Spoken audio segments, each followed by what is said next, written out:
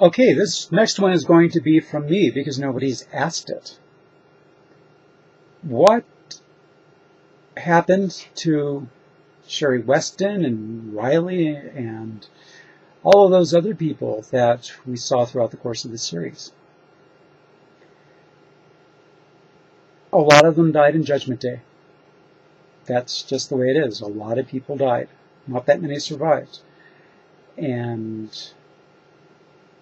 yeah, everybody who was in LA who stayed alive, they were pretty much in Zira or were in Century or the Palisades. Some turned grays. Some fled. I will say that the one character that I kept thinking over and over and over again, do I want to bring her back, was Riley. The reason I didn't so much was I didn't want to bring back too many of the past characters. Jesse was kind of going to be the last. And even with her, I debated for a while. But also, I really didn't have a good story reason to bring Riley back. I know that the scuttlebutt is that they were going to have there be some sort of jealousy triangle thing in the future with John in the real season 3. That's the scuttlebutt. You know, Savannah, Riley, Allison, whatever. But that just didn't fit into the story that I was telling. So, as much as I kept thinking about having Riley, I just couldn't come up with a good reason for being there.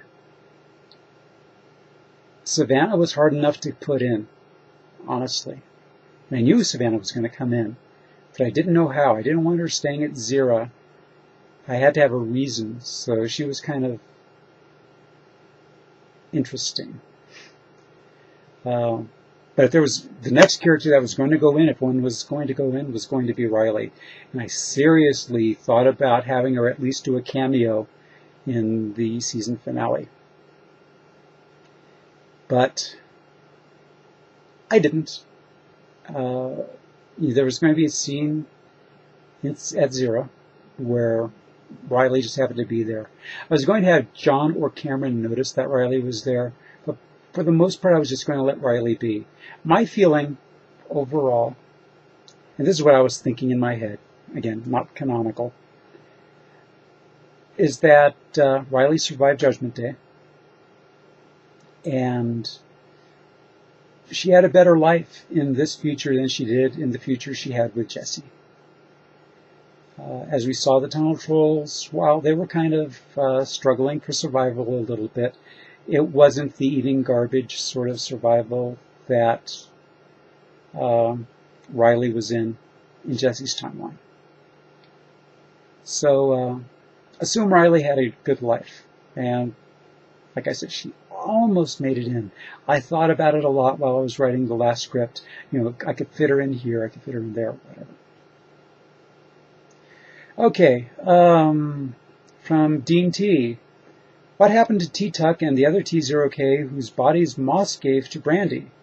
I mean, he didn't give her their chips, so if he still had them, they'd be revivable in new bodies. But T-Tuck wasn't mentioned again, so what happened? That's another one of those stay tuned sort of deals. CPUs are around. As far as we know, they didn't get destroyed. And yeah, that's where that is. iTypograph says, the big Q. Why did John choose to strangle Sarkissian, i.e. kill Skynet, with his bare hands, by himself and with people most close to him, instead of sending some commando unit on it? Was it because he didn't trust anyone on the matter, or he thought he was fated to do this by himself? The reason, well, the thing is, John did send a lot of commando units. We had Delta 1, which is the ones that were with the sheep. They were to infiltrate the reactor and try to diminish some of Skynet's capability. Deltas 2 and 3 were John and Cameron's Delta units, respectively. Delta 4 was Aaron Proctor's unit. And there was a Delta 5, but they really didn't get anywhere. Oh, Delta 5, they were the Dirty Dozen once. You remember back when we had some anti-T0K nastiness, and John sent, I think it was Nguyen, to a camp with other miscreants to be trained special. They were Delta 5, the Dirty Deltas. They were the ones who opened up the entrance so that John and Cameron, Delta 2 and Delta 3, could get through into Skynet. John knew what the situation was. Skynet was about to put new Terminators online, specifically T0Ks, but also more T-88s, maybe T-900s or T-950s. It was mentioned very briefly that they were about to start overrunning. John had built up his T0Ks as much as he could, and he got as much info as he could on Excelsior, and he knew the key was to defeat Skynet, otherwise the rest didn't matter. There weren't that many human soldiers left. John had brought over several thousands from Asia, and as many as he could bring over from North America and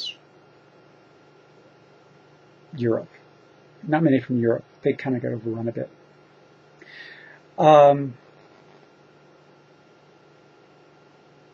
So basically, this was an all-or-nothing desperation fight. Either John won or he didn't. So it really didn't matter whether he was behind the lines or not. The plan was in place. Everybody had their assignments. And you go in, you do what you can, and the whole goal was to defeat Skynet. Whether you survived or not was totally irrelevant. For the entire army, it was essentially considered to be one massively big suicide mission. For all guesstimate about 90 to 100,000 fighters combined of both human and T0K. Yeah, this was an all-or-nothing battle. So whether John lived or didn't was not really material anymore. Or Cameron. It just so happened that, as we had seen before, John was the best strategist of them all. He was the best improviser. And the one person that John knew, beyond a shadow of a doubt, that would watch his back was Cameron.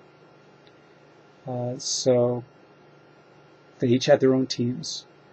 The person next after Cameron that he trusted was Allison. So Allison was on his team. And that's how the teams got split up, kind of. Equal humans and Terminators because, well, T0Ks, because they each had different skills. Yeah, it wasn't about fate or trying to have destiny or anything like that. John led the attack mainly because there was no point of him being around if they lost, from his perspective. And yeah, that was pretty much it. Most of the battle was just a diversion in order to get the Delta teams inside. And if the armies managed to get inside too, great. But for the most part, it was just to get the Deltas inside because they had the best chances of winning. And that's it. So I went a little long on this question video. So if there are more questions, they'll come in the video after this. So see you there.